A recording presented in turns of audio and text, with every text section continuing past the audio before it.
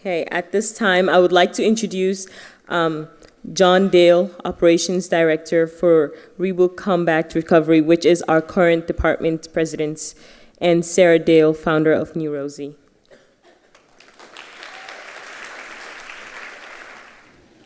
Good morning. Hello. Does anyone know someone currently serving or that has served in the military? If you do, say yes. Yeah. Wow. So these are our cousins, our aunts and uncles, and our brothers and sisters, and mothers and fathers, and our friends. These are people that make up the military. Now, when a service member comes home from their tour of duty and they're injured, it has a tendency to affect the people they love. And that's what we do at REBOOT Combat Recovery. We help veterans and their loved ones because war affects the entire family. We're going to tell you a story today about a couple that came to REBOOT for help because it illustrates what we do and why we're here today. And this couple is a great example of the people we help every day, those same people that you all are helping with your donations. Does anyone here like a good love story? Anybody? Oh, okay, good. Well, I have one for you. So this REBOOT couple, they met over the summer, a very romantic time to fall in love. And he was a soldier preparing to go to war, and she was a student home from school for the summer. And they had no intentions of falling in love with anyone that summer, so of course, it happened anyway. When he left for combat, they vowed to stay together, and she promised to be there waiting for him when he got home. They wrote letters, and they talked the whole time about how much they missed each other and couldn't wait to be together again. When he was gone, she couldn't watch the news because it was too hard with reports every day of soldiers dying via roadside bombs, helicopter crashes, firefights. The stress and worry that he could be the next soldier on the news was just too much.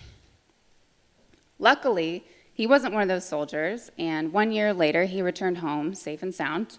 They finished college together, and within 2 years, they got married to live happily ever after. Or at least that was the plan. Fast forward 7 years, and she didn't know she could be married to him any longer. He ran himself into the ground at work. He came home to watch TV in the dark and drink until he could fall asleep. His anger outbursts, his manipulative demands, his moods and emotions were out of control. They were unpredictable. He couldn't even go to the grocery store without a panic attack. He hardly wanted to leave the house because he didn't want to leave the safety and comfort of their home.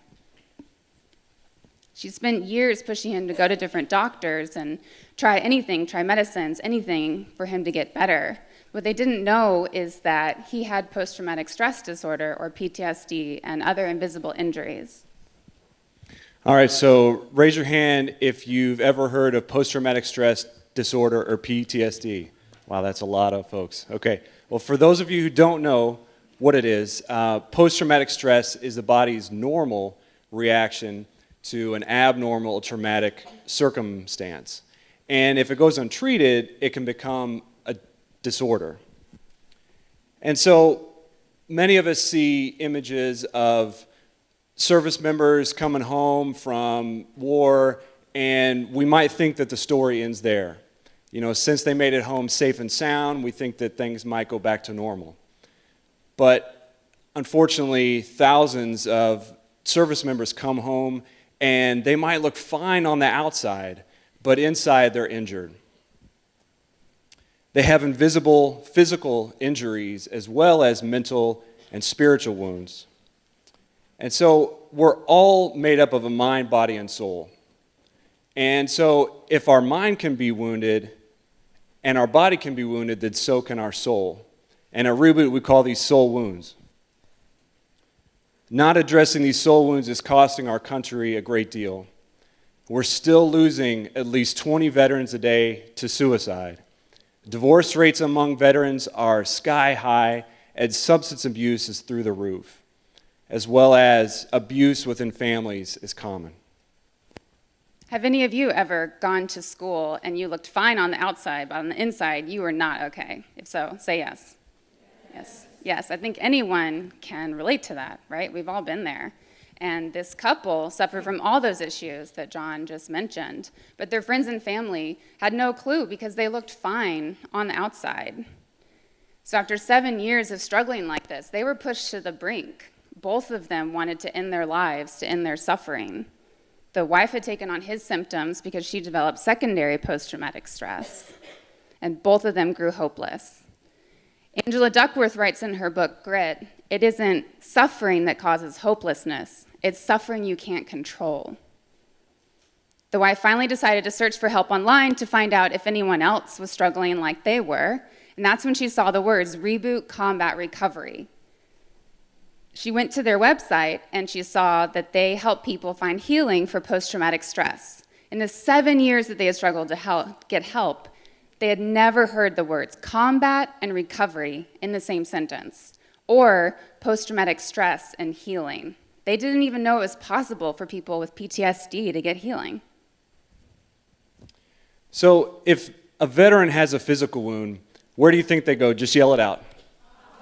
Yeah, right. If they have a mental wound like depression or anxiety, where do you think they would go for that? Yeah. So, there are many treatments for combat trauma when it comes to physical and mental wounds, but there's hardly anything out there for soul wounds. And that's our focus at Reboot Combat Recovery. We help military families heal from the spiritual and moral wounds of war. And we do that by organizing 12-week combat trauma healing courses that meet in local communities across the U.S.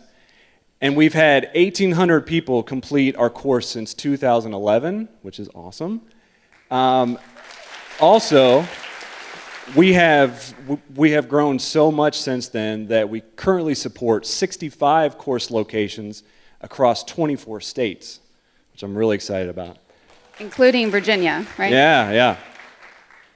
And so these courses are veteran-led. They also provide a meal and child care so the spouse and caregiver and family member can go through the course with their veteran. And these courses meet in people's homes, they meet in churches, VA clinics, military bases, and community centers.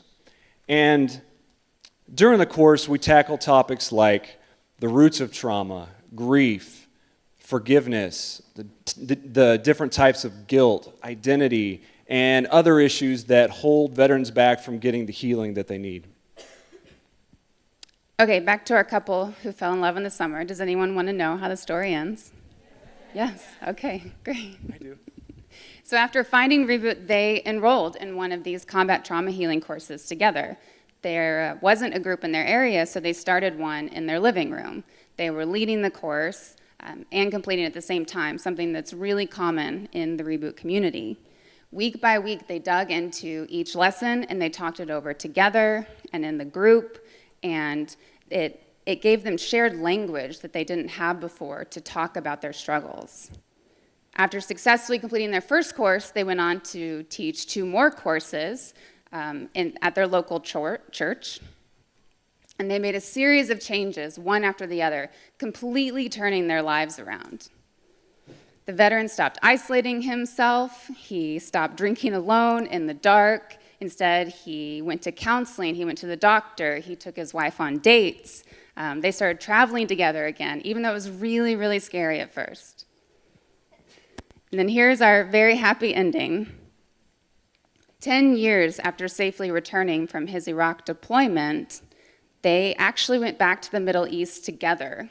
They stood on the beach in Dubai and they renewed their marriage vows, promising to never let war come between them or its aftermath ever again. If you haven't guessed it already, that couple is us.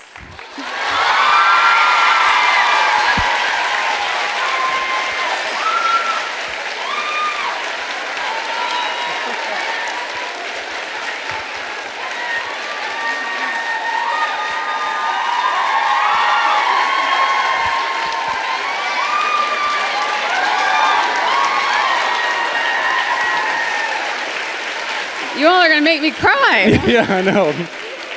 He's crying. Me too. All right, have a seat. Have a seat. Thank you. Wow. Yeah, that's good stuff, isn't it? Well, okay, so Sarah let the cat out of the bag, but raise your hand if you knew it was us the whole time, though. Okay. See, we thought we were being slick up here, but you know. Well, so like Sarah said, though, there was a time that I could not go to the grocery store without having a panic attack, but you know, I'm here today talking to, you know, more than 600 folks on stage, and that's proof that healing from post-traumatic stress is possible. And so, yes. And so that's why we're here today, to thank people like you for making us possible. This is the first time that we have, shared our story together in public. So, yeah.